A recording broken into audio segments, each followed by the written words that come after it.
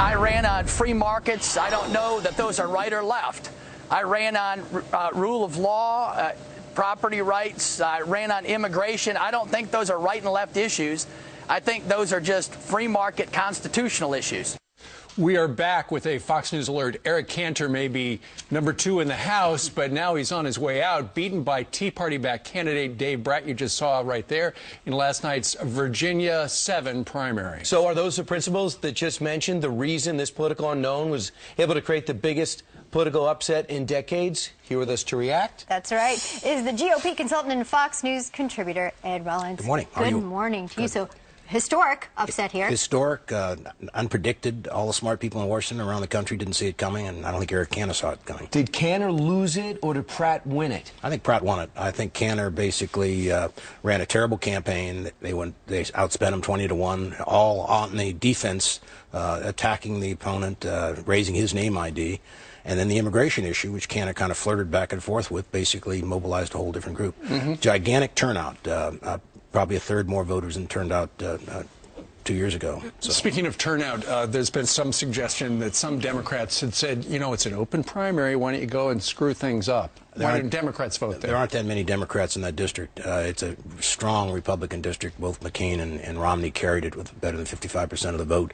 It's central Richmond. It's a very solid Republican district. If you're addressing the Republican caucus right now, what's the message that they should take from this election result? Get back home and pay attention to your constituents. Listen to them. Don't spend time in Washington. Get yourself back home and take nothing for granted. But what are they saying? What are they saying that needs to be listened to? Well, I think they basically have got to say that, and part of what Cantor's problem is he kind of tried to redefine the Republican Party. He tried to use language, tried to use a whole variety of things. He's a very decent guy. He was well liked by his colleagues. He was kind of the bridge between the Tea Party and the establishment. But the establishment doesn't basically sell very well back home. With all the news that we've seen, with the updates on photos, what's going on at the border with the flooding of undocumented individuals coming in, how much of a factor did that play into this I think victory? it did. I think there's been a lot of Republicans very unhappy with Boehner's comments recently about immigration. Immigration is dead in the House, and the House Republicans don't want to move it. As a result of this? Oh, definitely as a result. Everything is dead, I think, as far as this. I think budget reform, tax reform, and certainly immigration is dead at this point in time. Do you think that the grassroots was steamed, that they see that the GOP leadership, that's their last chance to stop the Obama agenda, and they don't feel like Washington's really doing anything for them? Well, this started, I think, Cantor was one of the leaders when they shut the government down. He was the first one to capitulate, and they held him responsible for that. Many of the Tea Party and the grassroots wanted to continue that fight. They thought they had Obama on the defensive, and obviously Boehner and others didn't think that. So he got blamed for a lot of that. And Boehner came out right after and said, you got to be kidding me, that famous line, how could you shut down the government, and then on Ted Cruz's idea. So this is a pushback on that? I mean, is the Tea Party clearly not dead? Is it? Well, it's a very important part of the Republican Party. I've said on this show and other shows for a year, we can't function as the establishment party. We need Tea Party.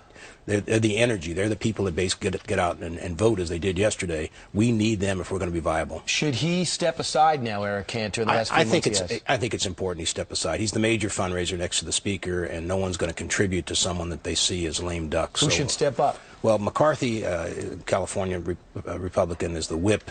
He's the normal guy to move up. But my sense is you're going to begin the Speaker's successor race, and whoever becomes the majority leader ends up probably replacing Boehner. So I think you're going to have a fight right now, and we'll see what happens. These are interesting political times. Great, my pleasure. All right, Ed Rollins, thank you. Thank you.